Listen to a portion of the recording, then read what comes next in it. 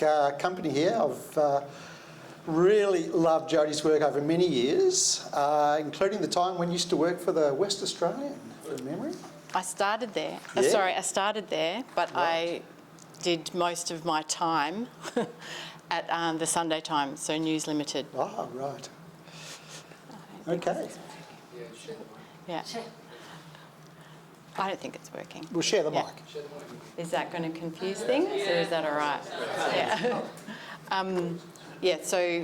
Yeah. The West, I was there for 2 years and 9 at News Limited, so Sunday Times. Yeah. Yeah. Asking a question. Oh, yeah. Sorry. This is going to get confusing now. But anyway, so I've written my questions down because I'm crap at this. But anyway, so over your career as an architectural photographer, what are the main changes you've seen and experienced, and what do you sort of extrapolate for the future, especially with all this new technology there is now with AI and things? Probably the biggest change in my career was going from film, darkroom, chemical type photography into digital. And there was a period there, when was it? Probably around the year 2000, where a whole lot of people of my kind of compatriots and what have you just decided that all this new technology was just going to be too much. So there was quite a steep learning curve there. And architectural photography, the way it was practiced back then, was 5.4 cameras, sheet film. Occasionally you might use 2.25 square film on certain types of wide angle lenses and what have you.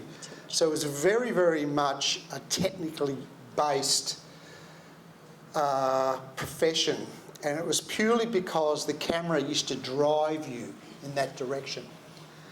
But of course, these days with digital, there is so much you can do with all the things that we used to do back then with a technical camera, the ability to raise the front and swing and do all sorts of crazy things with wide angle lenses. Of course, you can do a lot of that with the camera technology that's available, but also with the computer technology.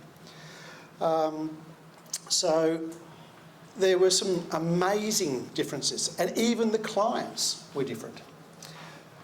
Back in those days, a lot of the big, particularly the big architectural firms, were very, you can almost say old school. They were, you might say, the new wave of architecture really didn't strike until about the early 2000s. And back when I started as an architectural photographer, and it purely happened by accident, there were these large firms. They had long-barreled names, a bit like law firms. And, the likes of Hobbs, Winning and Layton and people like that. And these were just so established firms. And as a young photographer going into that environment was a little bit daunting, but the beauty back then was quite often whoever the main architect was of a particular build, they would really take you under their wing and get the most out of you for their vision. In this day and age, a lot of architectural firms have the lead architect, but it is a myriad of other architects below them that are involved in the actual building, to the point that when you often fulfil a brief for them, you fulfil a brief for each separate architect that might have a part to play in the building, including the toilets. So the way of working over the years has definitely changed. Once you would get a very direct brief on what was expected, but this day and age you could get quite a myriad of expectations. I was just going to say, there was a bit of a giggle about toilets, but they are very, very, highly styled and designed these days, because that's where people like to take their selfies, and that's very important, really important. The backdrops. Yeah, it is really. Yes. Yeah. I also thought, like, on that as well, with the technology side of things, that the big leap in that post-production work, because I know that you can't do everything in camera with your architectural work. So how long does it take you, if you shoot for a day for a client, how long might you do editing on those images? Sure. For every, let's say for every day, I'm just going to put a broad figure out there. Yeah. Because this can change slightly. For every, let's say, day I'm shooting, you could say there's 2 days of post-production. Now, I do not send anything overseas. I do not have an assistant who sits in front of a computer doing all this stuff for me. My business has always been one of my camera craft and my pre-visualisation of that image as an end result. Okay? So someone working overseas, or someone, even an assistant that I might be looking over their shoulder with, I've never really been satisfied with that they necessarily can get into my mind to give that end result for that shot. Yeah. And I will quite often go out and shoot the architect's brief, but a lot of the time in the cracks there, I'm trying to fulfil my vision of the architecture. Because one of the most important things about, and this comes down to, what you're doing now, okay, is that the vast majority of people who ever see a building will see it in the eyes of the photographer, not the architect. That was a question of mine too, like how you juggle that, the client and what they want and their brief, and then when you go to a project and you see, and I know you're probably exactly like me, you turn up and you know exactly what you need to do. You need to know, when you need to revisit something at a different time of day, and you think, oh my God, how am I going to get this all in, but actually get the shots that I think is required. Yeah. Like that juggle, how do you manage that? Well, probably the first thing in this modern era of architecture is that quite often a lot of buildings are sold to clients predicated on CGI. So some CGI artist has rendered this building in a certain look with a certain type of light. And in particular, when they sell things like units and apartments and what have you, part of my job these days is to go in and replicate the CGI angle and light and feel. So all too often I'm shooting, I walk around with this wad of paper, which is kind of the CGI, trying to work out where I'm going to put the camera with the right lens to best render this. So a lot of the time you're working that way. So in other words, you're kind of working to that brief, but at the same time, you've got to give, well, I believe, you've got to give the client and the architect something they haven't even thought of before. So you're quite right. You're continually editing as you go in your mind of what you need to be shooting. Yeah. And unfortunately, to do a lot of this, you do need a team of people to do it. Now, anyone who knows my business knows I'm a one-man band pretty much. I have an assistant that comes and helps me here and there. So what I do is I turn the tables on them. I say, you've got an office full of people sitting down here doing nothing, drinking coffee. You've got to get them part of this shoot to help me. Make sure lights are turned on in buildings and, things are all right. And I'll give them a bit of a briefing, but then I'm going to send them to work. And generally speaking, it works very well that way. Yeah, that's a good way of doing it, isn't it? Give everyone a task. Yeah. So I wanted to ask what are the easiest parts of what you do? I suppose whether they link in also to the parts you enjoy the most, and obviously the opposite the most difficult? Yes. Probably the easiest things, and I'm sure every photographer here has been where I'm about to explain, and that is the point where you're shooting and you forget about the camera. You know, you kind of think after you've done a shoot or whatever, oh, gee, there was a camera involved here, but I didn't notice it.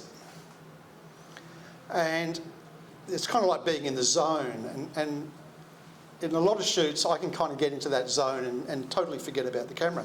And it was a bit like when we used to use 5.4 cameras. Of course, everything was kind of upside down unless you had a viewfinder on it. And one of the arts was to have the ability to actually look at an upside down vision of image, but actually see it the right way around. It's kind of tricking your brain. So the easiest thing for me is to get into the zone and just kind of get the thing shot. You know, sometimes the hardest things for me is to make a decision about the exact timing when something should be done. Because we work with a space, and in that space it has available light, but it also has quite often the outside light, the sun, involved. And there is probably any amount of shots you could do of any given space, and I know you know this, where the feel of that particular space will change throughout the day. And the hardest thing is to organise a shoot and get that right, because there are so many choices there. Yes. Timing is everything. Timing is everything. Exactly right. Okay, I've got a couple of questions for you. Couple? You're only allowed one. No, but I'm actually going to... You're welcome to have two. I've got two. And I think these are two important. Well, actually, I think I've got three, but let's call the first one double-barrelled. Okay. Okay, the first thing is, what got you into... You started off in newspapers, I know that, we've already established that. Yeah. But what got you into shooting interiors and architectural work? And with what you know about what made you do that and get to that space, what would you suggest other photographers who might want to work in that area of the built environment, let's call it, how should they approach it? Whoa, okay. So after working at newspapers, I decided I liked more controlled environments because, yeah, that whole sort of news thing. And also I shot sport, pretty much looked after that for like the last 5 years. And I just felt like I not only wanted a controlled environment, I actually also wanted to see my imagery on glossy paper and not fish and chip wrapper paper is what I wanted. And so, I did a bit of the sort of featurey type stuff at the newspaper, and so I knew, I did a bit of interiors, but more real estate type stuff. But I really loved design, and back then there was Scoop magazine, and like Perth is, it's very small little pond, and everyone goes everywhere. And so I was working with a journalist who had moved, and she was working at Scoop, and I said, well, when I go on maternity leave, I'm going to give this a crack. And off I went, and I went on maternity leave early because sport and a big belly don't go very well. And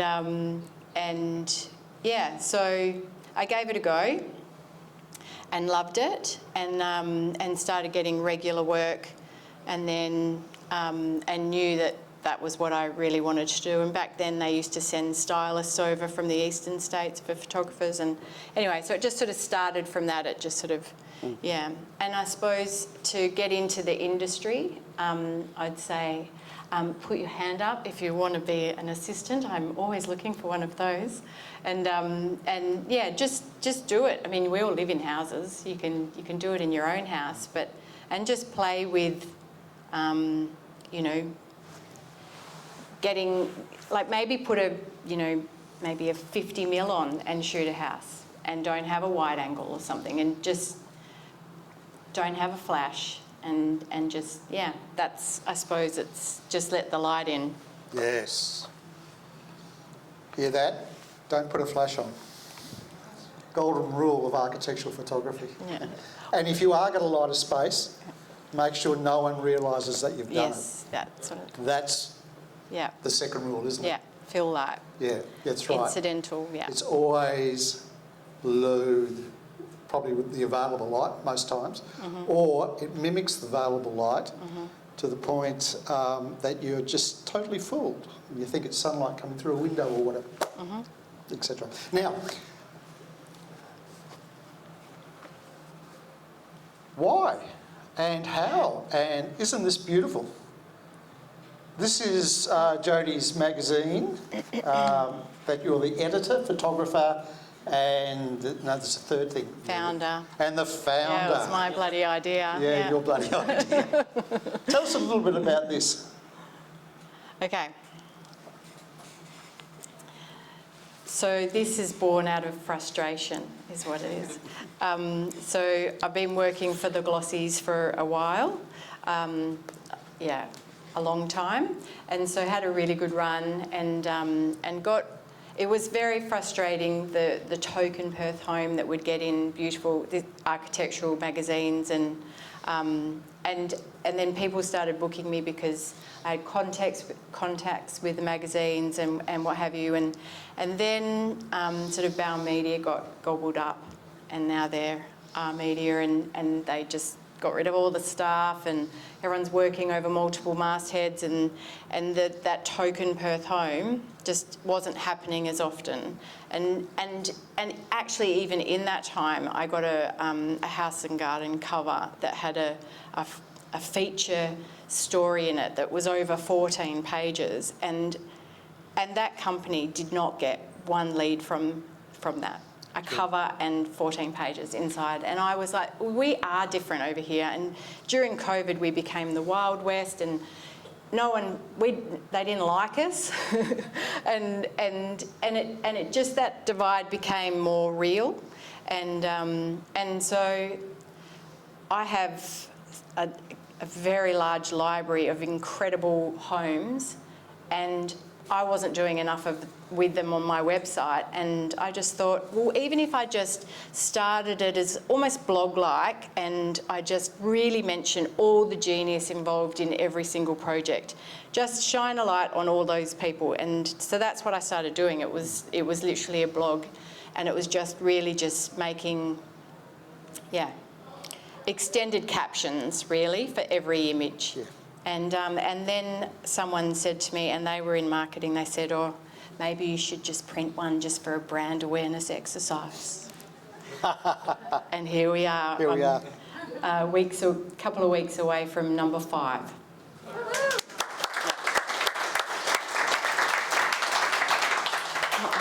Thank you. Oh, Thank you. and thank you.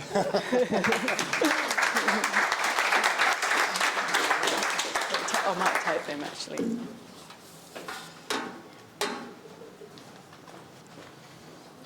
Stay up here for a second.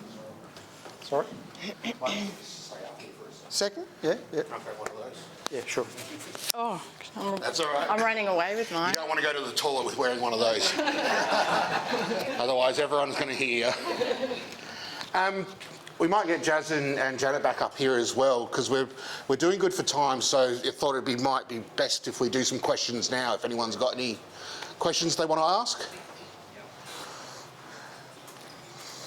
Everyone goes silent.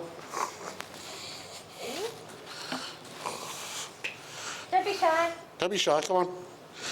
Anyone? Shireen, of course. Move forward so I can get you and all the family at once. There you go. I want to know more about your underwater photography. There you go. What about it? All of it. All of it. Very good. No, I suppose how it all happens, like literally, like they arrive, what happens? Yep. So, yeah, basically we arrive. I've got a pool now, so they arrive to my house, which is amazing. And we basically basically have a chat. We've had a pre-chat before they arrive and about like what their vision is. Most of the time now, which is really exciting for me, is that they're like, whatever you want to do, Jazz. And then I'm like, cool. I don't know what I want to do. I make it up as I go along. Never plan anything. I'm a very off-the-cuff kind of shooter. I just get inspired by the light, by the person. They usually, like I sort of say, bring anything that would excite you, that you think might be good in the water. Sometimes I'll bring a random like flower or tree branch, or I've got like so much material to play with, and we literally get in the water and I just go, cool, like all you gotta do is relax. You don't have to hold your breath for any amount of time. We'll just repeat it lots of times until I feel like you get it. And yeah, it's a total experiment. Everyone does it differently. Everyone responds to my like recommendations differently, and I never know what I'm going to get. I'm always excited when I get to my computer to look at the images I've taken. Generally, far too many images that I've taken, and then I'm getting better at culling the good ones, and then I get really excited with the editing because the editing really brings it to life. So I'm getting a little bit more creative with that. But yeah, in terms of like the logistics, we're holding our breath. We're not down for that long, really. I make it look like we're down for long. Everyone's like, everyone holds their breath for so long. I'm like, no, I put it in slow motion.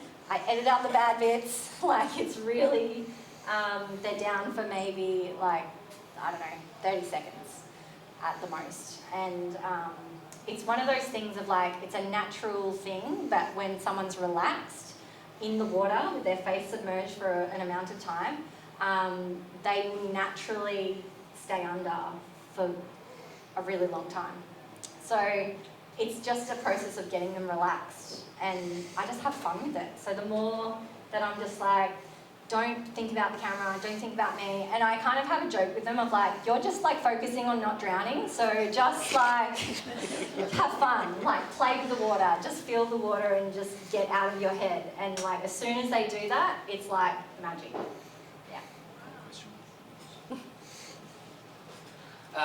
This is for everybody, but I'll start with Greg. Do you have a single idea, person, memory, vision, something, word that keeps you moving forward? What a beautiful question. We've done that over the years.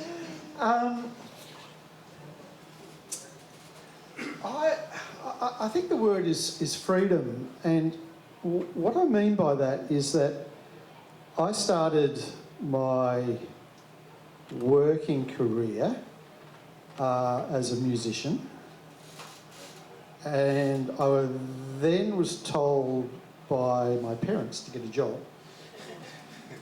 So I did nursing. So I was a general nurse, and around that, towards the end of that, I was working at the spinal unit and not enjoying it. So I wanted freedom. And I was always interested in the arts, but photography, I kind of knew about it, cameras and what have you.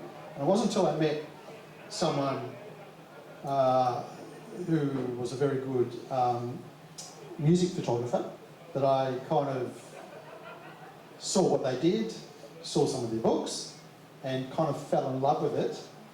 And one of the things that I realised very quickly was that freedom was there with photography. And what I mean by that is that, you know, you still go to work and you still got all the things you've got to do, all the paperwork and what have you. You still deal with difficult clients and what have you.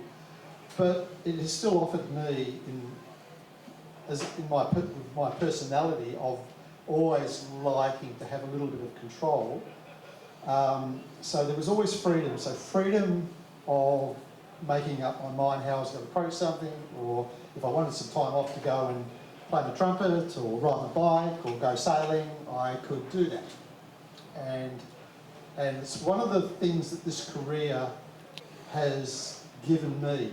And I was talking to Craig earlier, and we were talking about kind of retirement and all those type of things. And we both kind of looked at each other and kind of went, yeah, but we kind of like what we do, type of thing. And so, yeah, freedom. I think that's the best answer ever. Anything else? Oh, Tony. Yeah, I got a question for each of them. So, one question but 4 answers. What single personal attribute is their greatest strength in regards to success in their careers? Because each of the 4 people in front of us have been very successful in what they've done, some for longer than others. But what do they consider the strongest attribute that's contributed to their success?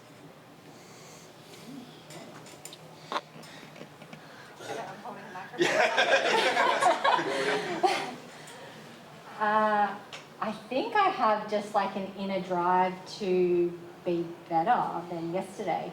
Like I just continuously want to grow and experiment and play, and I think that excites me, and I think that people can see that and want to be a part of that.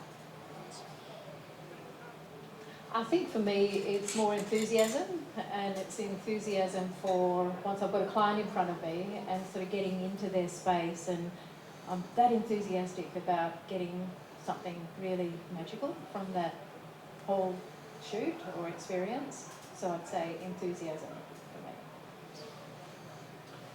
I love the play of light and the ability to capture that in photograph in my chosen field, which happens to be the built environment. So yeah, it's the play of light.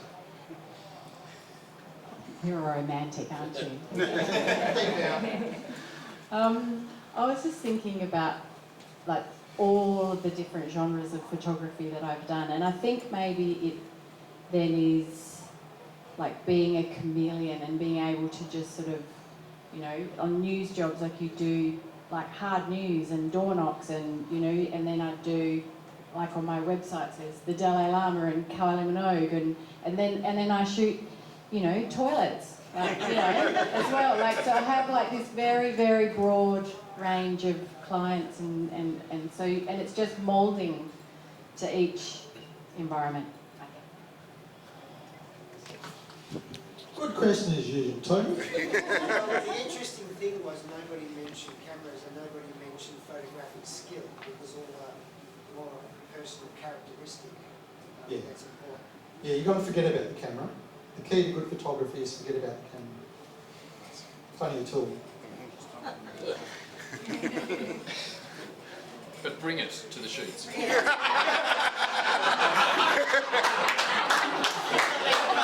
And the SD card as well. I once was commissioned to shoot the WA Spring Quartet back in the film days, and I'm shooting there and I'm doing this and I'm doing that and what have you. And anyone who remembers the old Hasselblad cameras remembered that after you had to, when you changed film, you had to wind it off, and they had a certain feel about winding film off, and didn't have that feel. So, and I said to the guys, thanks a lot, yeah, got the shots, blah, blah, blah, blah, blah, blah. See you later. And it was at the conservatorium, and I don't know if you know the conservatorium, it's got this kind of stairs, and they're all walking up the stairs, like going, and I went, oh, I've just got another idea, guys.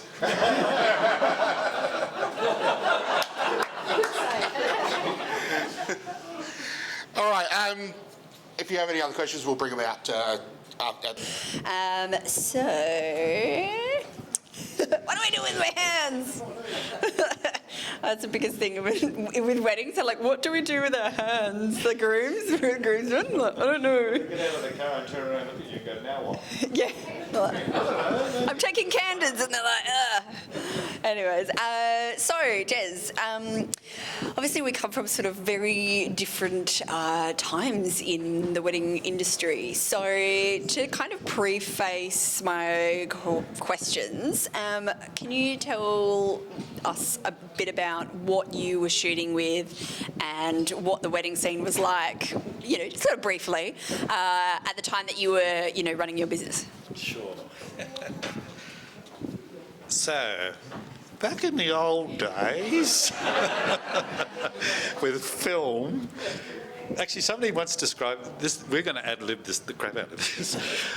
Somebody said, oh, there's this new technology coming along, and it was called fast imaging light magic. Remember that? And it was amazing because every shot involved a new sensor. So after you took the shot, the sensor would then move along to the next frame, and this amazing technology, I'll run it past you again, fast imaging light magic. You with me? Okay. So probably around the time, it was around the 2000s, I think we went digital August 2002. I can remember the wedding. Shitting our pants. Because it was all new. And it's kind of interesting when at the forefront of new technology like that, and it rarely comes in industries. So for photography, it was probably the box brownie in the 1890s, which meant everybody can take a photograph, and professional photography was doomed. Don't be a professional photographer, because that old idea is just outdated. Everybody can take their own photos, but of course we know that it survived that quite nicely. And even when Photoshop came along and we thought, oh no, real photography is doomed, we can see that then the two new technologies come on, and we've got AI coming on pretty much here as well, that we just need to adapt to it. So back then, it was kind of weird to think I can take a photo, shoot a wedding, and I can't check it. Can't look at the back. Can you imagine shooting like that now? Like, I got no idea if it got the result or not. But of course, when you grow up with it, and I know there's, you know, half the room here is relating to what we're talking about here, is that your knowledge, your training, your confidence, your experience knows that if you do it, get it all right, and the lab does the right thing, you're going to have results there. And it was actually, I felt it was really good training for transversing into digital. Because the principles are pretty much the same. You still need, you know, good exposures. Lenses were much the same. It's probably more in what the cameras can do now with the ginormous menu systems, and then what we can do in post has really opened up new creative opportunities. And we see that in the awards, yeah? We just see amazing shots. If we look back 20 years, and what could be done then is probably a smidge of what we see today. Is that fair enough? Yeah. Is that all right? So my next question would be, you know, at what length of time were you shooting weddings for? So from when you started to when you finished, a period of years, and then what was part of the decision that made that you then decided to retire? Good question. So I'm just thinking, first wedding was shot in 1978 down in Busselton, and I finished shooting officially in 2015, so a while ago now, and really been at the TAFE since. But year before last, I did have one of the directors come up to me and said, "Oh, you shoot weddings, don't you?" And I'm going, like, I like my job. She said, "Well, I'm getting married." So I did, a couple of years I did shoot one, but that was a giggle one. That was a bit of fun. What was, run the past me again? Yeah. I remember, and a lot of the wedding photographers may well relate to this, that you're at a wedding and you hear the limo driver or the video guy saying, "Oh man, another wedding, you know, I want to be home by 7. And they're just complaining about their job. And I thought, if I ever got to that stage, for the sake of the bride and groom, if you ever got tired of what you're doing, stop. And I kind of was getting close. So the weddings were getting up around the 1,000 mark. I've heard a saying, you've got about 1,000 good ones in you, whatever it is. I don't really know what that means.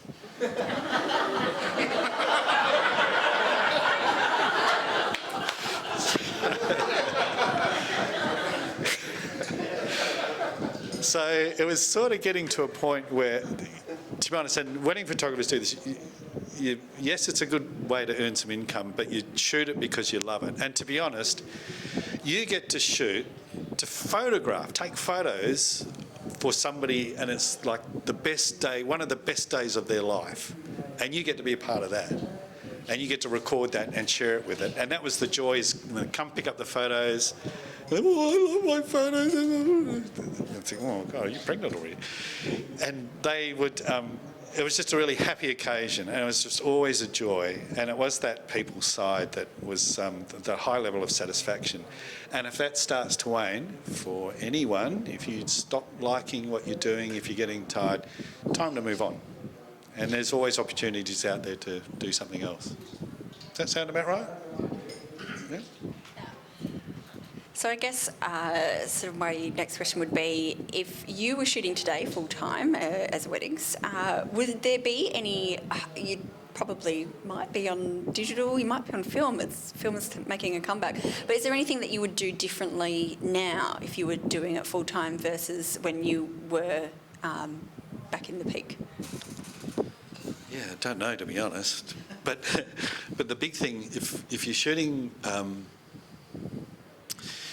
if you're shooting to earn a living, then it's the business side is, as you would all know, is super critical. If you can't take forever, you can't spend 2 hours on every client file. You're just not going to make a living. So systemising workflow, I feel like I'm in the classroom now, is like, it's time is money. That's an old saying, we all know that.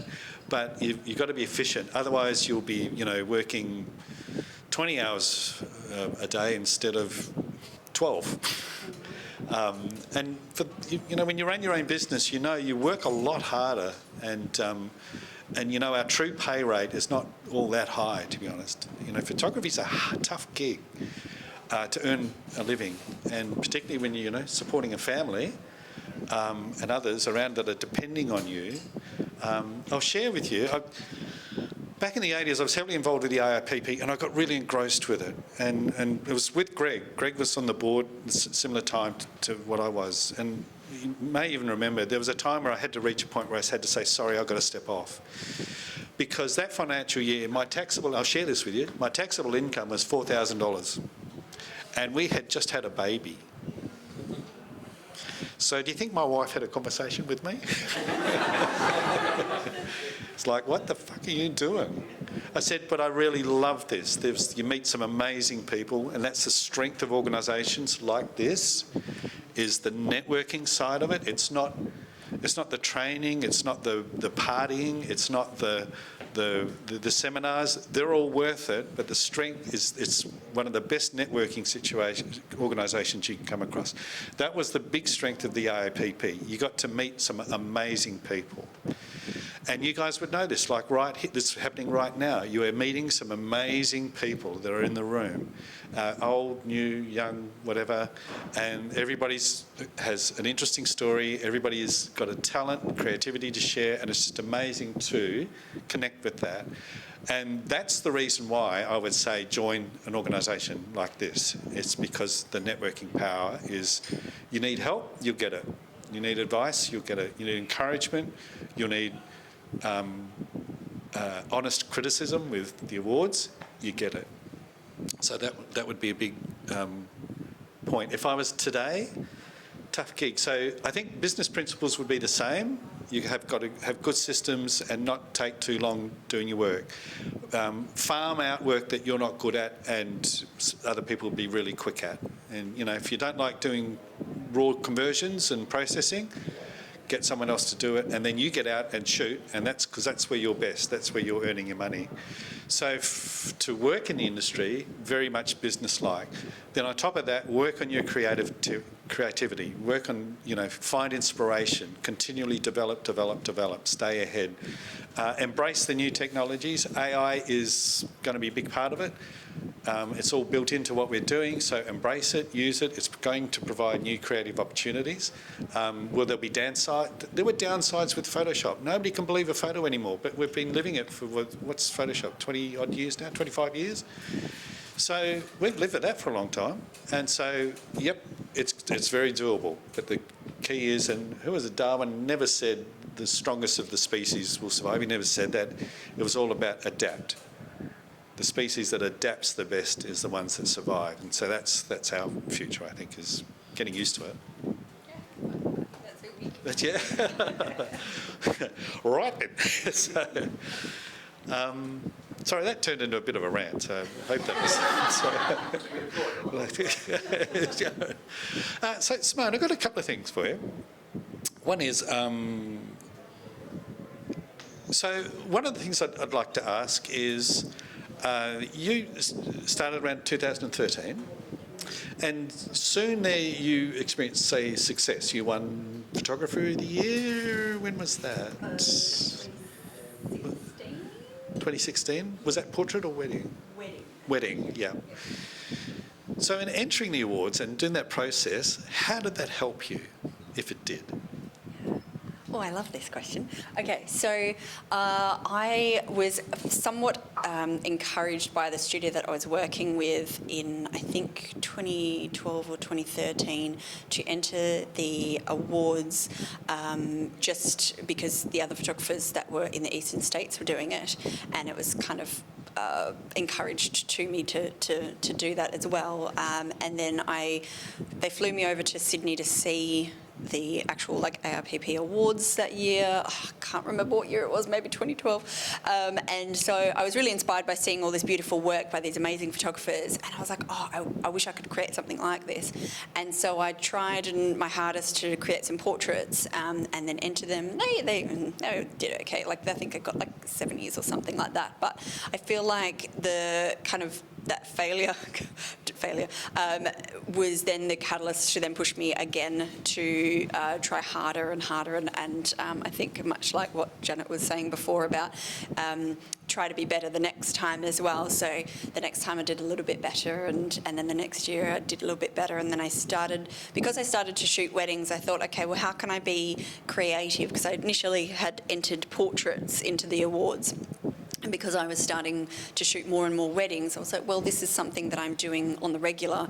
How can I incorporate a creative side to do something quite different into the wedding things, because then I've got it actually shot, and then I don't have to, organise a model and organise all this other stuff. So sometimes it was more pre-planning stuff for a wedding, and trying out different things. So I was lucky enough to bring in the Photoshop side and the sort of artistic side. So they weren't necessarily the photos that I won the award on weren't necessarily documentary style, but it was more bringing in the almost like a theatrical side to things, and I just really enjoyed what you said about the networking side of things and meeting people, and just having a connection, because I didn't really have a lot of photographer friends before then, and now I know quite a lot of people, which is great.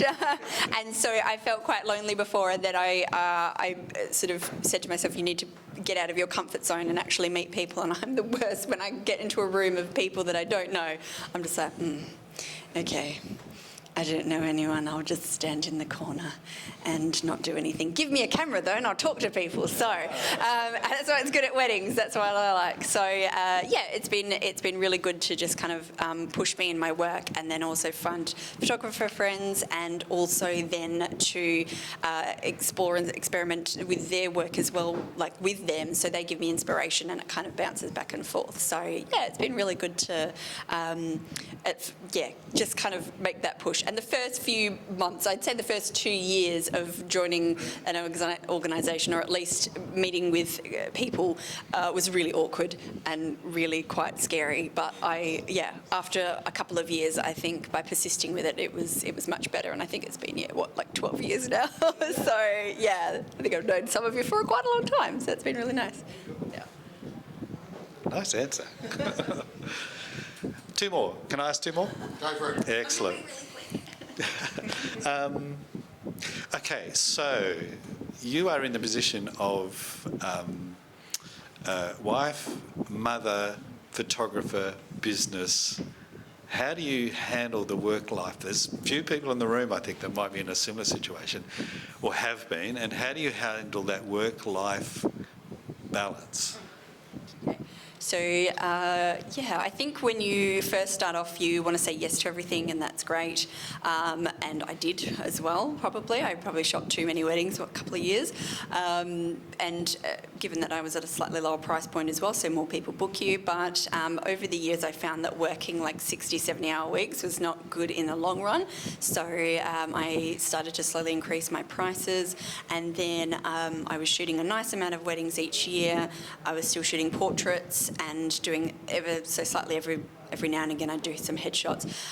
When I had my little girl, then actually before that COVID happened, and I was just going full speed ahead, and then COVID happened and everything got shut down, and I kind of had to reassess what was important to me and, what we wanted to do in life. So I sort of said to my husband, after all the stress of having to deal with brides calling me crying because their wedding was now cancelled, not from obviously like anything that they did wrong, it was just because of the government regulations. And we had one wedding that moved to like the day before they did lockdowns, and we shot a wedding, and then the next day we had to be home. Like it was insane, and I just, that sort of mentally took it out of me, and so I said I don't want to do as many weddings, and cut back a bit to a nice amount.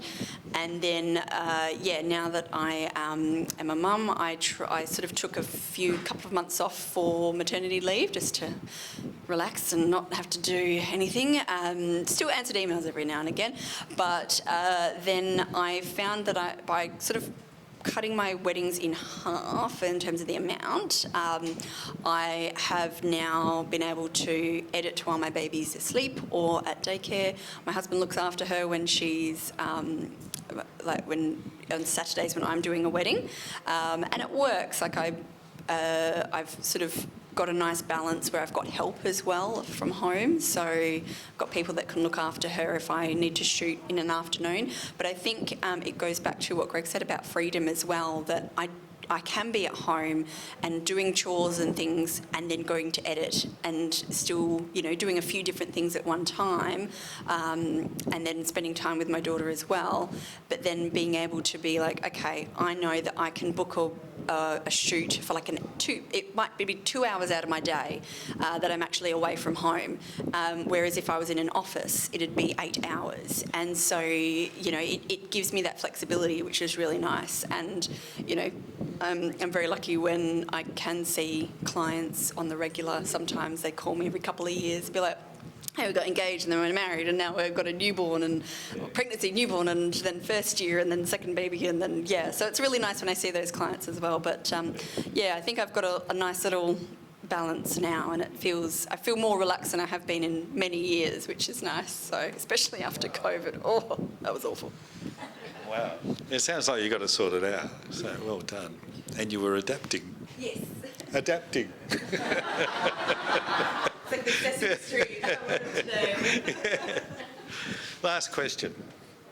Think of all the weddings that you've photographed, and who would be the most beautiful bride that you've ever photographed?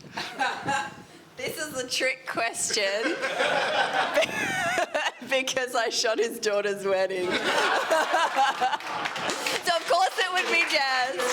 And she was lovely, actually. She's very lovely. So yeah, I do. That's what it is. Good answer.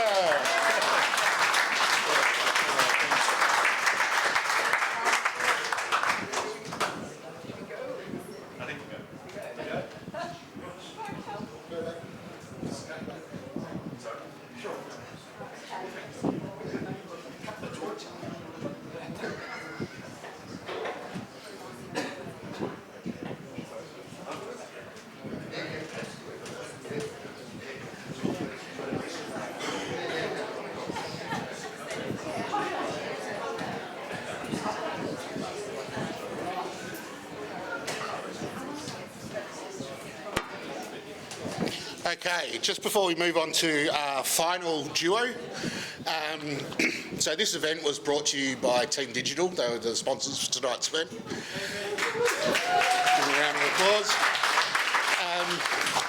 So for those of you that are members of Pro Photography WA, and this is just another benefit of being a member of Pro Photography WA, Team Digital have graciously are allowing any member of Pro Photography WA, I feel like I'm repeating myself, to attend this Saturday for their True Colour Epson print workshop.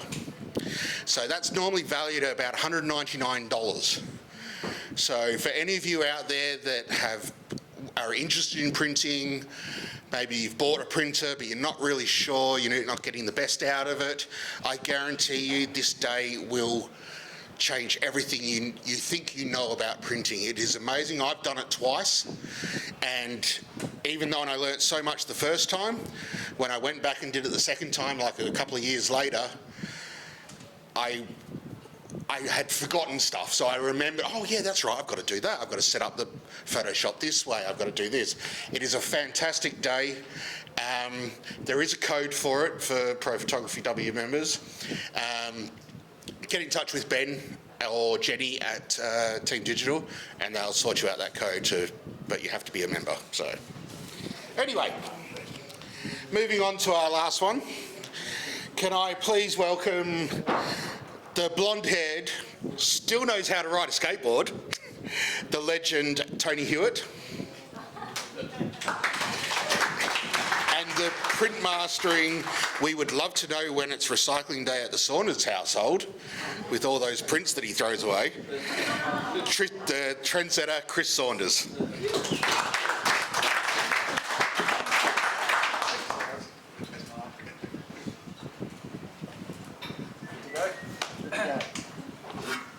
Okay, tough act to follow, and we're between you. So, Tony, I'm gonna start off with an easy one. Do you know warm-up? No warm-up. We're just gonna get straight into it. We've got a lot to get through. Can I just say thank you to BBWA for putting this on, don't you think? Yeah. No, I just, you heard me, I'm sure, but I just wanted to thank PPWA and, having been involved so often in the volunteer side and the background, I just respect and understand how much goes into putting it on for everybody else, and I think it's important that we acknowledge that. And if you get the chance to thank Mark and the crew in the council, make sure they know how much you appreciate these events, because I think when we first walked in, Des made the comment that these sort of events are what we used to live for with another organisation. Was, we're going to rattle on, and we've had some great chats and that, but it's the getting together and chatting and mixing. And when we were down having dinner, I was with a friend of mine, Al, and he's sitting there, he was talking about some images that had done really well in a competition. He mentioned someone's name, and I said, well, she's standing right there, would you like to meet her? And he didn't know, so yeah, I think it's important we acknowledge the people who put them on. So thanks, guys. Well said. Now quit stalling. All right, first question then. So your photography career is so rich in accolades and achievements, and whether that's awards, whether it's through your judging, your books, your emceeing of ceremonies, your mentoring, exhibitions, training, like the list goes on. We'd be here all night if I was to list everything that you'd achieved. But if you were to look back on your career to date, what's the thing you are most proud of? That's actually very easy because you're sitting here. Mentoring. The thing I get the most out of is seeing somebody else come through the industry. Everything I've done, I've been very lucky. I think that if you just keep trying, you have success. You'll have failures, but you'll have successes. And if you don't have failures, I can tell you, you will never seek success. You'll never find success, because you only find success by failing enough times. And I'm an example of that. But mentoring, and to watch other people where you may have given them the start, you might have been the person in the middle, and you might have been the person on the other end that just finished it off. But to see somebody come through and have a breakthrough, to see somebody find their own wings, to see somebody, you start off and it's like you're pushing a car and you're waiting to drop the clutch. And for some of the young ones, they won't even know what that means. But the legends in the audience will get it.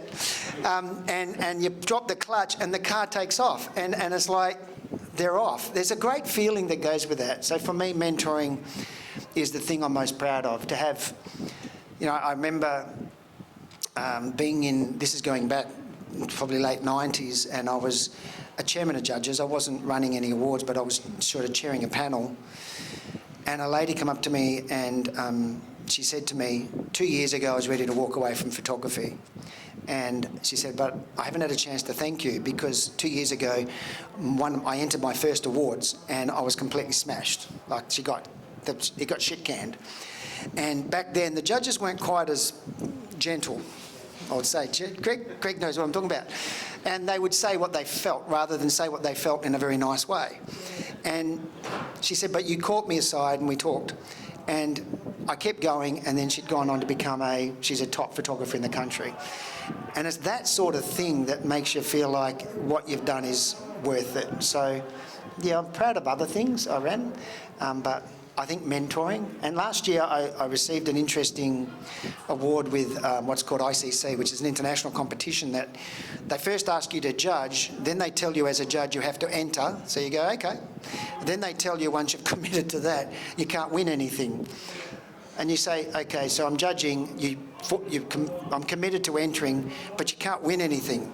They say, but there's one award that we give to all our judges, and it's, of course, all our judges, there's a mentor award. And I won that, and I said, yeah, that means a lot. And I put that up with two other things I'm proud of. The first one is the very first award I got, which I think there's possibly 2 people in the room were there, and it was 1991. I'd shot 3 weddings with my wife, who was the real talent in the family, like her sister over there, Janet. For those who don't know, Janet and I are related, have been for 36 years. But I went along to see Monty Zucker, and they had a Commitment to Excellence award, which everyone bought a print, and I sat at the back of the room, like about this size, and there was John Whitfield King and John Porter and Bevan Williams and Lynn Whitfield King and all the legends. I think Des probably been in there as a young snapper. And they had this competition. Everyone left their print up there. At the end of it, Monty Zucker along with Clay Blackmore. Now, some of the young ones won't know who they are, but in America, they were gods. And they said, we're going to announce the winner of this beautiful trophy donated by a company called Townsend's. And it was a beautiful acrylic trophy, even back then. And he said, this photographer, blah, blah, blah, knows what, obviously has good commitment and good connection with the subject matter, etc. And he said, and this is the image. Now, I'd been to only the one wedding, and I took 3 photos, and it was one of them. And he's just told all these photographers who've been around forever that this is how you take wedding photos. Yeah, whose is this? And I kind of sheepishly walked up and said, that's mine. And everyone looked at me, and no one in the room knew the hell who I was.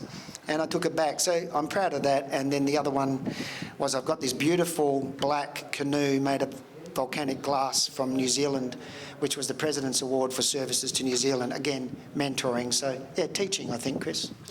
That's the short answer. And look, I've benefited from that very personally. I don't think I'd be taking photos today, and certainly not selling them if it wasn't for going through workshops and mentoring with you and benefiting from that and what everyone else does in the room as well. So yeah, thank you very much.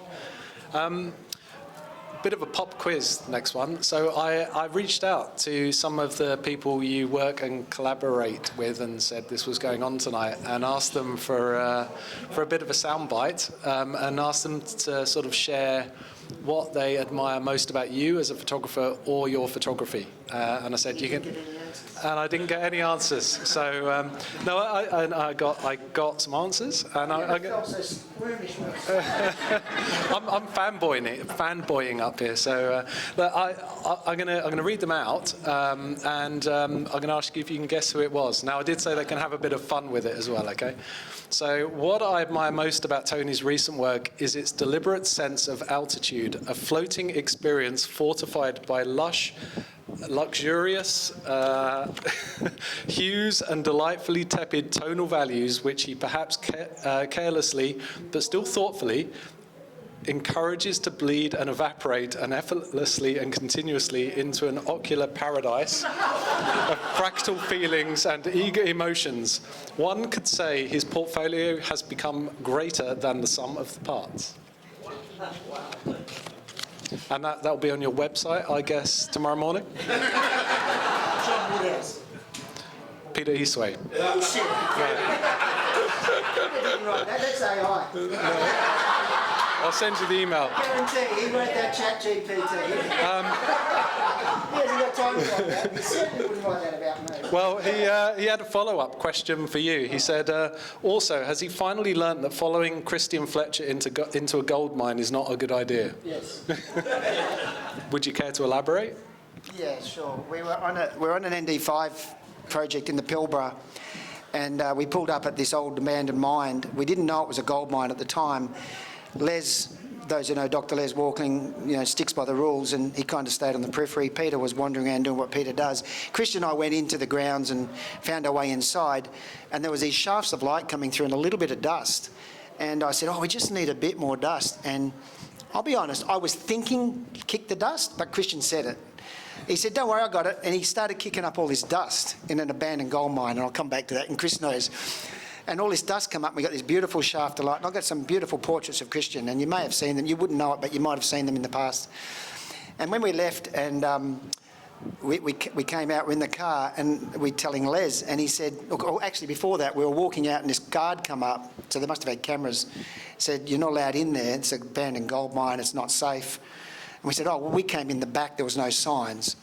So we're in the car travelling back, and you can imagine a Land Cruiser with Peter Eastway, Les Walkling, Tony Hewitt, Christian Fletcher and Michael Fletcher. Just the conversations were really ridiculous at times, but the greatest seminar I've ever been to. And we're driving along, and we're talking about kicking up the dust, and Les just went cold. And he said, you idiots. He said, do you realise what tailings and what minerals are in that sand? And Christian's face went pure white. Now, it was a 5-day project. This was on the Thursday, and Friday was our last day of shooting. And Christian woke up in the morning, and he said, I don't feel well, because Christian is a hypochondriac. He said, I don't feel well, boys. I really don't. I can't come. So we thought, OK, mate, you just stay in bed, take a day. And we went out and worked our butts off all day shooting. When we come back at 3 o'clock in the afternoon on a 41-degree day, Christian is sitting by the pool with his feet up on a table, had a swim, he's got a couple of beers next to him, he's on his laptop, and he's posting all these images that he'd worked up from the 3 days before we could get onto them. So that's kind of the backstory to it. Ultimately, he then went and got checked out by a doctor. It was all fine in the end, but yeah, that's the story. Thank you. All right, so question 2 is actually on collaboration. Yeah, that's only one and a bit. You clearly enjoy collaboration with other photographers.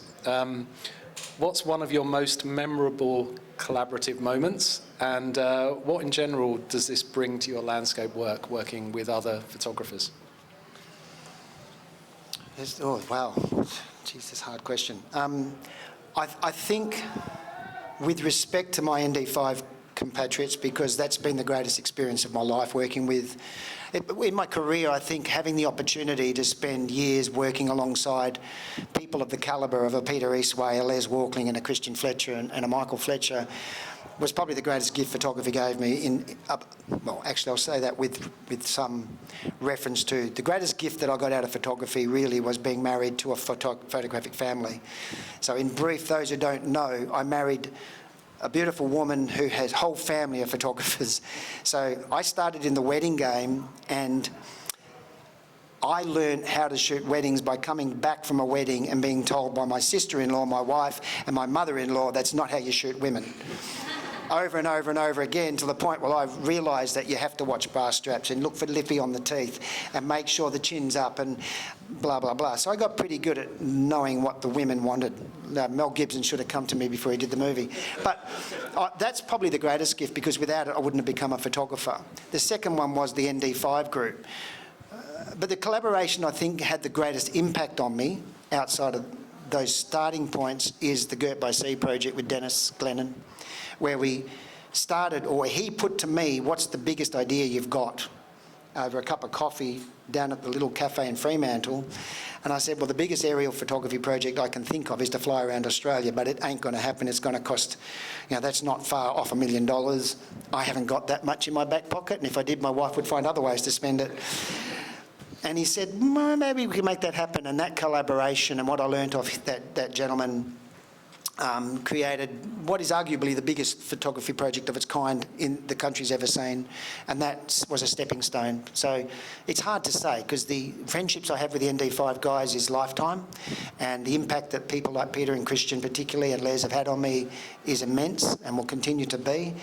But that project as a project and as an example of having a single idea, and I've started the outlines of a book for kids, and this is the first time I've told people outwardly, which is about taking an idea and realising that if you dream it and keep working towards it, you can make it happen, because that's what I got out of Girt by Sea. I mean, there's the pictures, the book, all of that. But having the idea of, here's a crazy idea, and then 3 years later, you've done it. And the crazy thing was when we did it, Canon in their infinite wisdom, no apologies to the suppliers, I saw I got someone with a Canon shirt. I think the rest of us are pretty much Nikon. They decided not long before we did the project that we wouldn't be able to do any live streaming or any live posts in case we crashed, because it would be bad for publicity.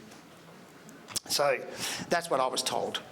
So, you know, that project and what we did and what we achieved, starting from a simple question over a cup of coffee, showed me that absolutely anything is possible. Absolutely anything. And so that collaboration is the one that I think created the greatest, yeah. Thanks, Tony. Pop quiz number 2, quote number 2. The way Tony can finish a print is like no one else. The effort, yeah. The effort he goes to bring magic to his work is second to none. I know a Tony Hewitt image immediately, as it's the one that shines above all others. Awesome work. I remember Christian, we were in a podcast or we were doing an interview or something, and he said that comment, and it completely knocked me over, because I've seen Christian print and technically he's a brilliant printer. Les is arguably one of the world's greatest consultants on colour printing, and Peter, but when Christian made that comment, it was really interesting because he was referring to the finished product, and I kept thinking to myself, you know, the imposter syndrome? I thought, if only you came and watched me do it, you would realise I know shit.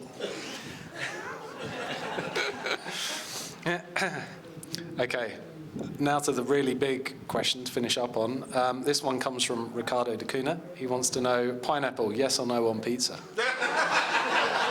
No, I'm joking. Okay, last question then. So your images continue to inspire many photographers across the globe. How do you maintain your inspiration and drive to evolve your photography?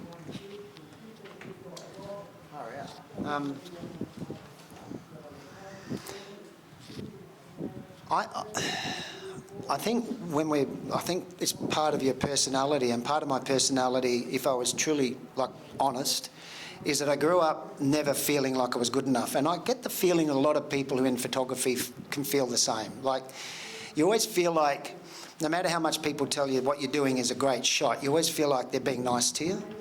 And I don't mean that disrespectfully. You kind of think, yeah, you're going to say that, but what do you really think? And what are you going to say when I'm not around? So part of what drives me is I'd want to be better than I was yesterday, but I know I'm not as good as I could be tomorrow. And what really gets my goat is that if that means that I'm going to be better tomorrow, then I better be better tomorrow. And I find that will keep me going to the day I leave the planet, because I want to know what my full potential is. And it's interesting, and I really appreciate the way what you said at the beginning about the awards and that. And I don't often think about it, but sometimes it catches you and you think, wow, I have kind of done okay with awards. And I don't enter lots of awards, I really don't, because a lot of the time I can't. I'm running it, or I'm in a position where it's not appropriate. So I want to see how good I can get. And every time you feel like you've reached you're getting close to that plateau, you learn something new. And bugger it, as soon as you learn something new, you realise that there's so much more you don't know. And I think ultimately the reason we're here as whether it's photography or whatever it is to achieve our maximum potential. And for me, I also want to set an example. I was going to say for my daughters, but my daughters are doing a great job. They're amazing girls. They're doing fantastic. And now I have another cohort, it's probably a good name for the three of them, of grandchildren, who I want them to see that it's about being the best you can be. And I remember if I go back about to mid-90s, I ran a program for a company called Fiji.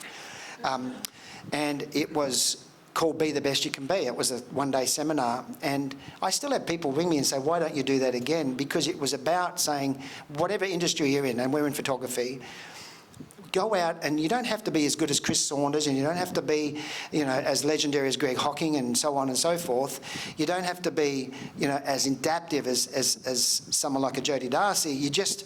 You should just try to be the best that you can be. And the incredible thing is, if you found your full potential, you'd be amazed how many people would look at you and go, wow, I want to be like you. And that drives me. No different to it did when I was a 6-year-old, a 10-year-old, or a 15-year-old. I'm 62 in a few weeks, Jesus Christ. But I feel like as I was younger, I felt like there's so much time. There's probably a few people in the room going to relate to this. I felt like there's so much time I can keep doing that. And now as I'm getting older, I think, I don't want to run out of time because I want to see how far I can get. The beauty about our industry, from my perspective, is that and every time I get asked about retirement and that, number one, I'm probably not in a position to retire financially, but I don't want to retire. If I retired, what would I do? Well, I love mentoring, that's a given. I love travel. I love taking pictures. Well, that's what I do. So I'm never, ever going to retire. I'll just keep doing it, but I'll keep integrating the balance of family, my grandkids, my wife, my daughters. That'll needs to be in there as part of the balance, but I want to see how good I can become. So, and as I said at the beginning, when it comes to mentors, I love teaching and mentoring. As long as I provide value, I'll keep providing the service. And, today I was talking to a lady, had a couple of people today, one is in Switzerland, one in Slovenia, and the lady in Slovenia is putting a project together about Morocco. And I had spoken at our last session. She'd asked me what I've been doing, and I talked about a trip I'd been on. So then once we get on this one, she goes, before we start talking about the Book of Morocco and where we're going with that, I just want you to know I've just booked a trip to Greenland with some aerials over there. She said, because I kept thinking about what you said, and I just glowed. I thought, here's a lady that when she first came to me said, I've lost inspiration, I've plateaued out, I'm not sure about photography anymore, but this is my last hurrah. I thought I'd book with you for some sessions and see where we go. I'm not trying to sell mentoring. I'm just trying to say that's what drives me. And I've got a lady that's been with me for 6 years on Mastermind. Where's Chris Dark? Yes, Jen Parker's still with me. And I said to her the last time she booked, I said, why do you keep coming back? Am I that bad a teacher? And she said something I had never considered. She said, I don't have the time and I don't have the connections to stay in touch with what's going on in photography. She said, but you do. And if I work with you, I'm closer to that edge, and I want to stay near the edge to see what's coming. And I thought, wow, that's a responsibility on one hand, but it also gives me another purpose to just keep going and just, without sounding, it's not about me, but I hope I get this across the right way. I want to be a trailblazer, not for the ego pride. I just feel like, and I said this once to the State Council, I think Kelly, I'm privileged and very blessed to be able to travel and work in other countries in judging and competitions and so on and so forth. And I see things and learn things. I love nothing more than to bring it back here to my home state. And I've said that to you before. I love coming back here and doing it. So that's what drives me. I don't know. I don't know if that gets it across, but, and look, I love photography, obviously, and I do get a lot out of looking down from the sky, as much as I love other photography, and I shot a family portrait last week, but looking down and making patterns out of what I see. So, yeah. I was gonna. So just one last quote. So, and I think this wraps it up quite nicely. Tony is extremely generous with his time and sharing his vast knowledge. Generous with his time and sharing his vast knowledge. He has no professional jealousy and only offers encouragement. First of all, that almost makes me cry. Gosh, who would say that? I feel like it'd almost be.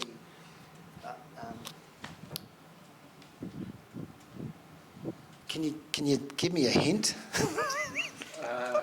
I feel... He's a big guy and you'll see him next weekend. He's a big guy and I'll see him next weekend. Yeah. What's next weekend? What's next? Oh, John Woodhouse. Tall, very tall. Wow, thanks, Chris. You talked about a hard act to follow. Those questions are pretty good. Weren't they great questions? Wow, far out. And I think that's testament to the type of person Chris is, because Chris has risen to a high level in a very quick way, you know. And I had a question for you, and I'm kind of feel like I should flip it a little bit. I'm going to ask two questions. The first question I'm going to ask you is something we discussed way back when you first came on the scene. And Chris first came on the scene and he entered the Australian Photography Awards for the first time and he won. Now, first of all, that's very, very disrespectful. It's greedy, it's selfish. It'd never been done anywhere near like that. And there are there are an immense amount of photographers in this country that I know personally and of that deserved and had entered and been part of the award system for years and never won. Never won. And that's not taking away from the fact that in the year that you won, you absolutely deserved it. They were outstanding pieces of art. And I remember you having a conversation with me, and the question was around, what happens now? And I felt sorry for you. I spent 21 years getting to that point. And then you come along and say, well, it doesn't look that hard, and did it in 12 months. And I thought, you poor bugger, because no matter, when you're standing up that high and you look around, everywhere's down.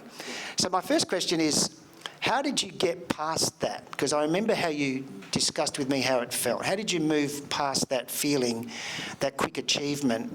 And I'll let you divulge any emotional aspect of it that you wish. Is that? It's been vague I want to keep it vague deliberately so you can expand on what you want. Yeah, all good. Well, perhaps before getting to that, the images I entered that year, I think I showed to you, Christian Fletcher, Steve Wise, a couple of others, and was told, yeah, they're they're aerials, they're done, dusted, no one's interested, and they're good, but good luck to you. Yeah, so I guess if you trust your images and you really like them, then enter them anyway. If they make your heart sing, then go for it. But so how I felt afterwards was I actually felt like I had robbed other photographers of an award. I didn't really feel like it was mine to win. Like you say, you turn up first time and you sort of work your way up the ladder sort of thing. So there was a lot of guilt associated with it to start off with. I pretty much didn't pick up a camera for 6 to 9 months. Collaborating with Chris really helped on that, and we went away and we shot some stuff in the Salt Lakes.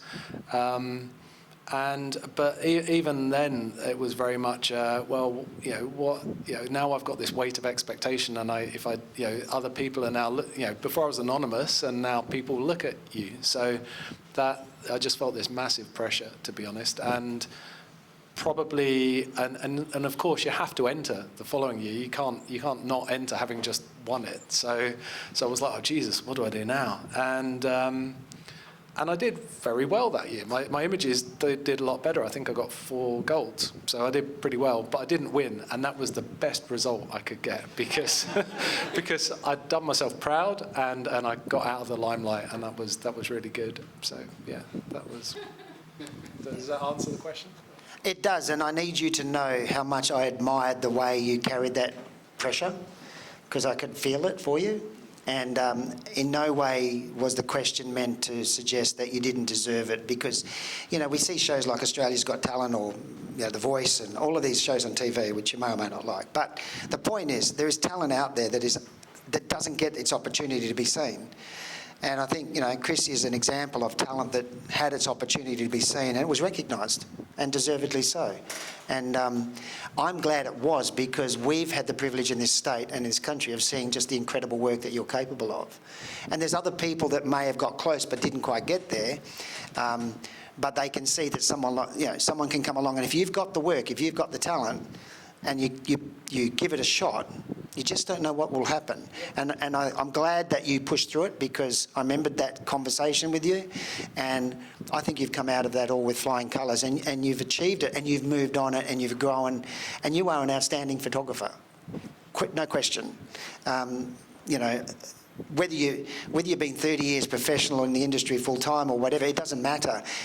You've produced a body of work that everybody looked at and goes, that's amazing. And then you have followed it up consistently. That's the hardest bit, which leads me to my main question. You have a background which is in another industry, and you've come along relatively new to the industry as a photographer. Now being in it for, what, 6, 7 years maybe, something like that? Yeah. Yeah. What is the biggest challenge you've found being in this industry that you possibly didn't expect? I don't know that there is one, to be honest, Tony. And the reason I say that, I thought the biggest challenge I would face would be that sense of community and you know, sharing and knowledge, and actually, you know, people, you know, offering to, you know, introduce you to, whether it's to galleries or provide advice and support. And I thought it would be a very sort of tight-knit, sort of very, you don't share that stuff. You know, this is business. You know, we're effectively competitors. You know, why would I help you out with that sort of thing?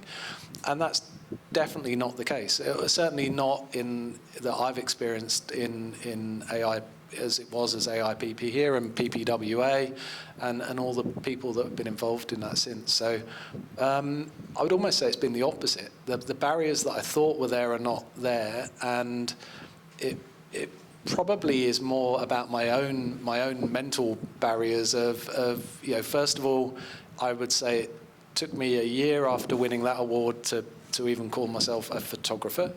And then even though I had something that says I was, you know, to call a professional photographer, I still have that same thing, am I an artist or not? You know, so you know, you always have but you know, it takes me time to get comfortable. So getting comfortable is probably the barrier, I would say, but not people or opportunity or you know, or you know, I'm getting support. Yeah. Thank you. Great question. Well answered. So, we're done, I think.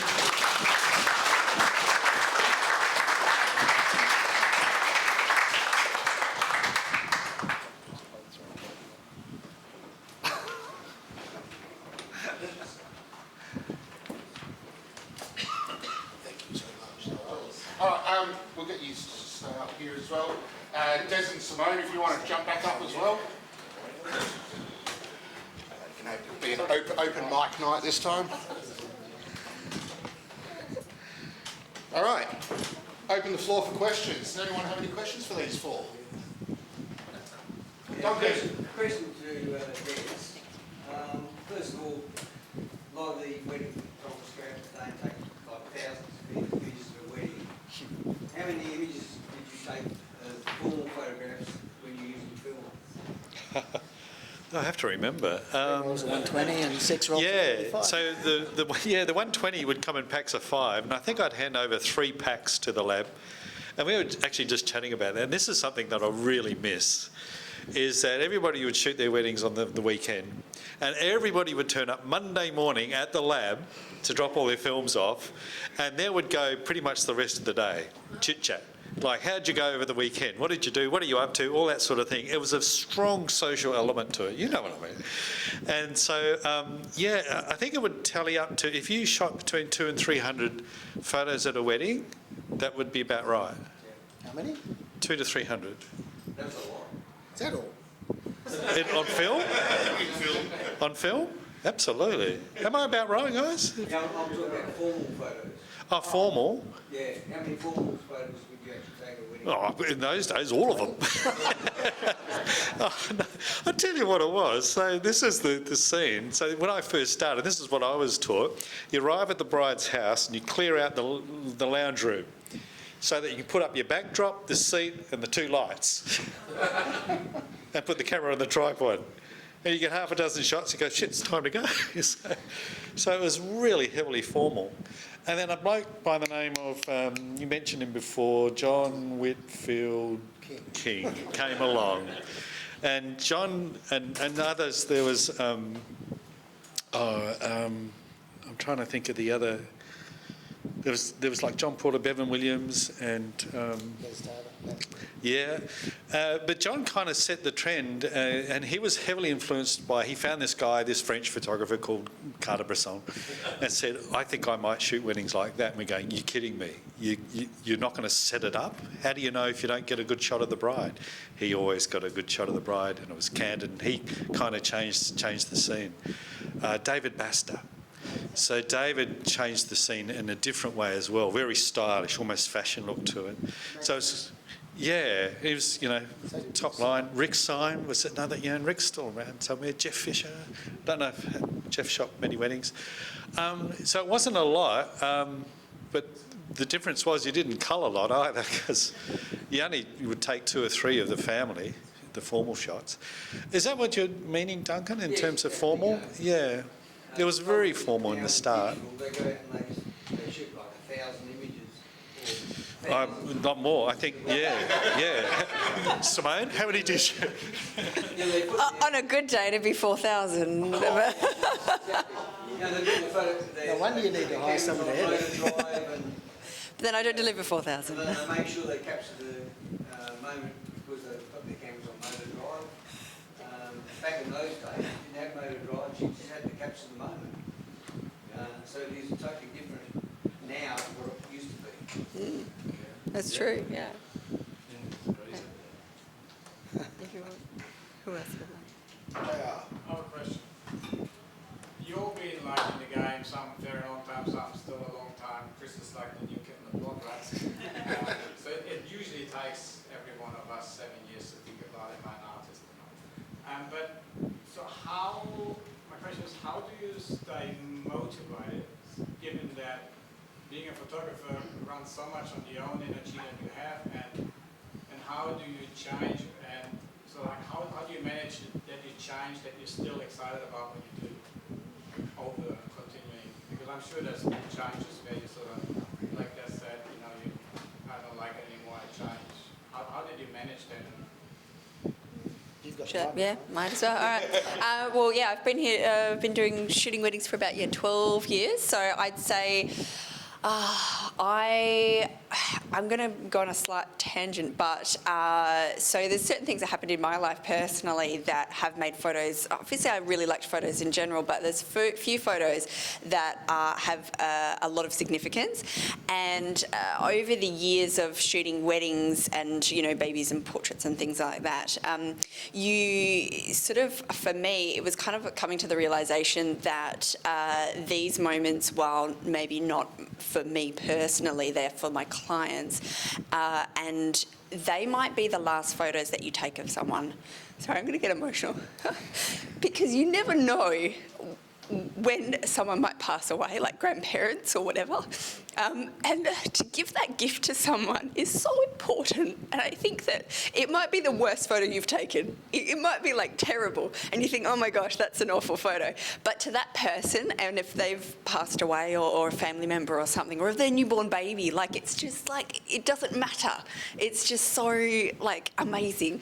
And I know for me, like, I was told a few years after it happened that one of my grooms had passed away, and I knew the family a little bit, and it was just, I was like, this just breaks my heart. So, you know, it was a very sad story, but I won't go into it because it's personal, but yeah, you just never know. And so for me, that kind of keeps me going, and like I want to create these memories for people, and you know, it's just great that I am getting paid, you know, for it.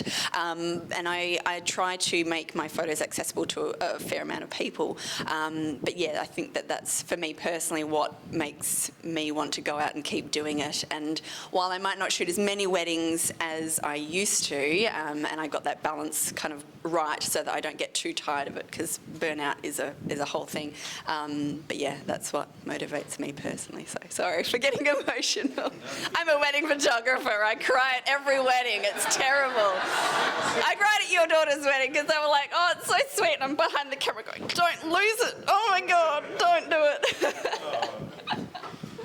I think that was very appropriate, actually, because without passion, you're not going to produce your best. You know, you need. I think Des said, you know, when you get to that point, you're not feeling it anymore. You're not.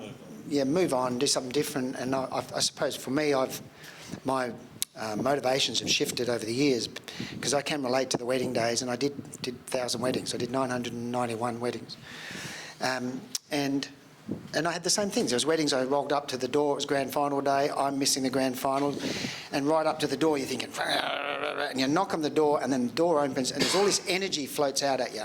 It's all this wedding energy, like, it's the biggest day of our life, and you get lost in it. And, you know, 10, 12 hours later, you're driving home on a hot night, it's 38 degrees, still the windows down, you smell of sweat and dried sweat, and then it sweated again, then it dried again, and wedding photographer's going, yep, the back of your shirt was all dripped and all of that.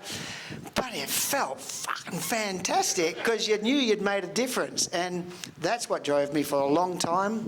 Portraits, I did a 2 and a 4-year-old last week, and Mum and Dad didn't feel comfortable and that. By the end of it, the kids are coming up and giving me hugs and that, and that drives you. But for me, as I've moved on, you know, I don't know how Greg does it after 72 years or something, but, you know. But I also found within the weddings there was an element that the 10% rule for me was 10% was for Tony. That kept me going. Try things different. All my projected images and things that were different in wedding world, that kept me going as well. And that's moved on into the fine art world. So I do have this thing about looking out, and I think Chris might relate to it and some others, that when I look down and I see patterns and shapes and symbols, and I don't know, there's something goes on in my head that drives me as well, and I just keep looking and seeing things that I just want to share. So I think it evolves a little bit, but underneath all of that, there's got to be this passion, this childlike thing. And when I'm shooting aerial, I'm like a kid in a candy shop. And that taps into, without sounding like the granddad, having the little ones that I have now in my life in terms of grandchildren, watching them explore the world reignites my curiosity. So, you know, those of you who have kids, spend a little bit of time just stopping and watching the way they look at the world, because that will reignite for you. And then as they get too old and don't want to know you, just hang in there for a bit longer, because you get another set that give you another crack. I've said enough. You sure? Yeah. So I suppose my photography has always been about me. It's pretty selfish, to be honest. I've got a day job, Monday to Friday, 9 to 5, and if it isn't floating my boat, then I don't have to do it. But it's really there just to make me happy, and if it makes other people happy as well, or they get something out of it, then that's some added cream on top. But it, you know, if I'm up editing at 2 a.m. and I'm dancing round my ASO or BenQ, then that's an amazing. I just love that feeling. I think like being a child as well. That whole, if I go do an aerial shoot the night before I going up in the plane, I can't sleep. It's like Christmas morning, and then when I come back down, I can't look at my camera for about 2 days afterwards, because I'm worried that I didn't get it. And then I get really drunk, shit-faced, and then I download them, and then my wife and daughter go out when that happens, and they come back. Is everything okay? And, well, yeah, it's good. It's all good. The focus lock wasn't switched on. Yeah. So. Yeah, it just makes me happy, and as a at a time where you didn't feel the passion and I didn't do it. I just didn't do it. I just stopped doing it, and spending time with Chris away for a week was really, I don't know if therapeutic is the right word, but I guess being able to talk about that with Chris and share those feelings, and I remember being sat on a sofa one night with him in a rental, and he was like, yeah, we need to get back up in the air and go shoot some stuff. And we drove 200k up the road, changed our plans, hired a plane, and took some shots. Had a ball. It was awesome. Thanks, mate. Oh, okay. I thought you might be getting tired. The beauty about photography is that if you get tired shooting or drained shooting one type of genre, then look at another one. So my favourite thing is to go and shoot street. I'm crap at it, but it's fun giving it a go and just sort of walking around, just seeing what you can see. And that's kind of, there's no money in that for us, but it's just, that's one of the beauties of photography, is that go out and go wandering for a week in the wilderness and just admire its earth, its grounding to you know, great landscape. Yeah, you don't really want it to be grounding there. But you ground your feet, you know what I mean.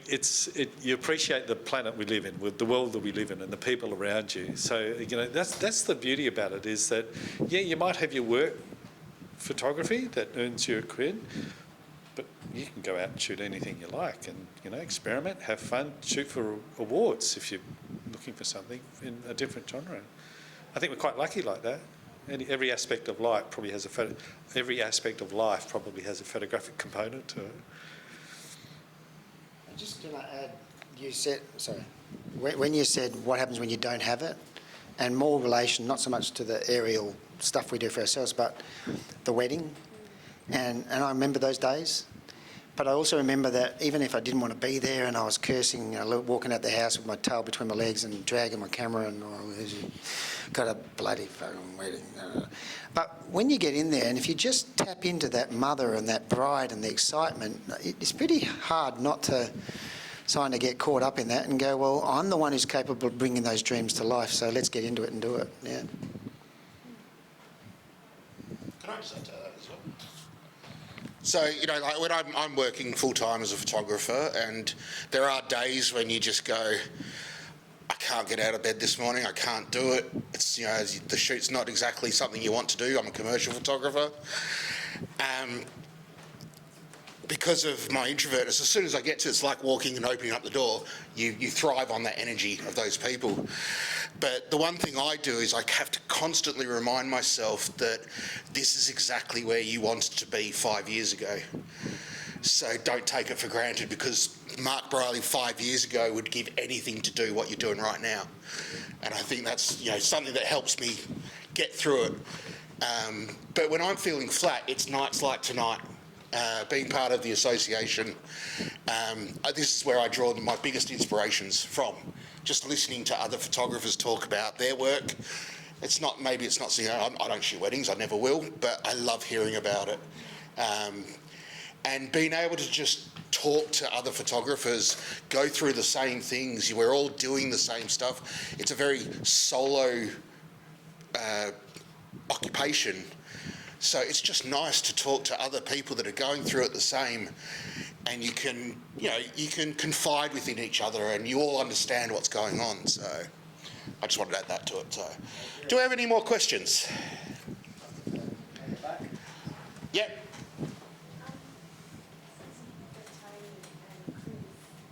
How do you bring yourself down from your big projects?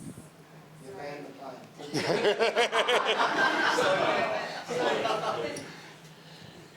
know, Gert by Sea was huge. How did you regroup and refocus and move on to the next, I think, like all big things you do, like a holiday or a big adventure, or even just going up and doing a single flight that you're excited about, you come down, there's always that potential for a letdown. Gert by Sea, we shot 85,000 pictures. It took me 4 months to edit. So it wasn't like the next day, it was like, well, what am I going to do next? I was pretty busy. so when you did the, like, when you delivered, when you, how really did Moving on. projects are like how do you move on, how do you refocus, reinvent? I think for me, I'm proud that I've got some things, and Gert by Sea is one of them, that will be a legacy. I always saw it as a legacy project. It's something that when I'm gone, my children and my grandchildren can say, yeah, my dad did this. or my grandfather did this, or people who know me can say, I know that guy. And that's not ego, that's just you've left something behind. Who's seen the movie The Accountant with Ben Affleck? There's a song at the end, which is one of my favourite all-time songs. It says, just want to leave something behind. And that's part of what drives me. So you can go out and do one thing and go, I'm done. But for me, it's one thing. It's done. Now, what can I do next? And I've got lots of dreams. So I think, Tanya, it's acknowledge it. Take the time to pat yourself on the back. You've done some interesting things. You've done some big things. Same as winning awards or something. Take the time to acknowledge it. Don't feel like you shouldn't be doing that. Oh, I'm going to be full of myself if I sit here and revel in my own accomplishment. No, you've worked hard. You've taken a risk and you've done something. So sit back and acknowledge it, but then say, well, what can I do next? For me, it was always, what can I do next? And what have I learnt from that I can take into another project? And what it's done for me, that sort of project, has made me feel like, if I could do that, if I can sit over a cup of coffee and someone asks a question about something that I think is almost impossible, and then they turn around in 5 days and ring me back and say, hey, we're on, I've got the money, let's go. Okay, I had to switch from Nikon to Canon for a brief period of time, but I came back. And I couldn't take my phase with me, which was a problem, but there you go. But the point is, it proved that something could be done. Then my next thing is, well, what other things can I do? So use it as I've done that, what else can I do? But also, I've done that, it sits on the shelf, it's in the pool room, I'm looking at it going, when I'm, 143 and I can't do anything anymore, that's when I'm going to sit in there with a glass of wine and go, well, I can't go outside, but I can tell you some stories about things I did, and he'll be lucky enough to be sitting next to me and we'll just talk about the shit we did. But in the meantime, I want to do more stuff to talk about later. Does that help? I'm not sure, Chris, what do you... So projects for me dwindle out over a pretty long time frame. So it might take me a year to finish a series of 10, 20 images. So I start work on them, they go up on a wall, they'll live there for a long time, and I'll tweak them. So it's almost like one thing ends and another one starts. I tend to find, for me at least, projects tend to be so long that they never really come to an end, and they just sort of naturally, that one stopped. The one I will put a quick plug to, if I can, myself and Mika and Matt Palmer and Ricardo have been working on a project for a couple of years, a book. We hope to launch it in the next month, but that's like a 2-year project that it's taken to get there to do that. And we're already planning the next project, which won't start till next year. But between now and then, I'm sure there'll be huge book sales that we'll have to deal with. Not. What's your book called?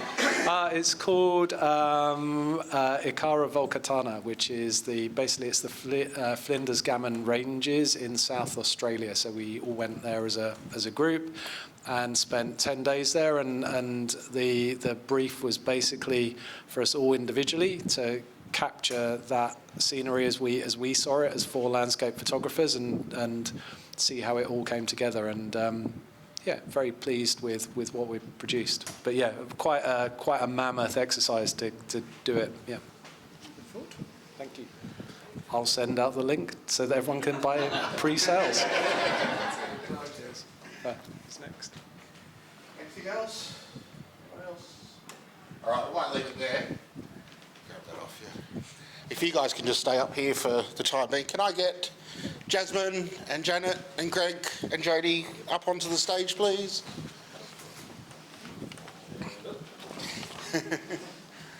So I've got a few announcements, but before I do that, I just thought I'd get everyone up on stage. I'll get out of the way. I'm not the important one here.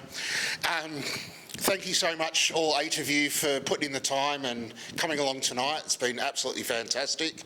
Everyone, please, round of applause for these amazing photographers. Thank you so much. Just to before we finish up, I just want to let you know a few things. Just a reminder, the Ilford All Off Awards are back on again this year. We're collaborating with the State Library again, so the exhibition will be held there and the awards night. We're actually going to be introducing a new category called the SLWA, which is State Library WA, Narrative Award, and that's going to be for WA only based images. So we'll start releasing all the information about that soon. Entries open on the 17th of June and close on the 28th of July, so start thinking about what you're going to enter this year and get in there, because it's going to be another great, it's the second time, it's going to be another great event. Lastly, our next event that we're putting on is on the 23rd of May at the Shoe. So we're going to go back to the Shoe. Originally, the event was going to be a discussion on AI as whether we include it into an awards, as in like its own category. I'm going to put that on the back burner because I'm having trouble finding the amount of speakers that I need. So instead, thanks to Des's brilliant idea yesterday when we were chatting, we're going to put on a trivia night just for a bit of fun. Come along, we'll have some prizes, food and drinks, and it'll just be a light-hearted event where we just do trivia. Importantly, it's a viz quiz. A viz quiz. It's not questions, it's photographs. Photographs, yes.